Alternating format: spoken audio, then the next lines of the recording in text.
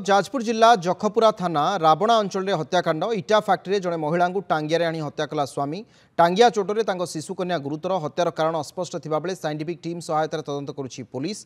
मयूरभंज अंचल दंपति दीर्घदिन हेब इटा फैक्ट्री रही श्रमिक भाव में काम करुले। गतकाली कौनसी एक कारणरू स्वामी सुनाकर सोरेन शोइथिबा अवस्था स्त्री कपूरा सोरेन को एक टांगिया आनी हत्या करथिले। या सहित शिशुकन्या उपर आक्रमण कर घटनास्थल फेरार हो जाते।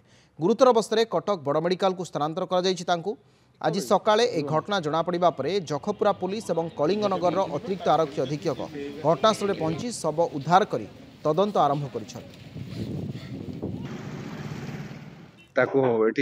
टांगिया हणा जाकर डेथ होती तार गोटे छोट पिला से सीरीयस कंडीशन रे रेफर होती बर्तमान एससीबी मेडिकल को।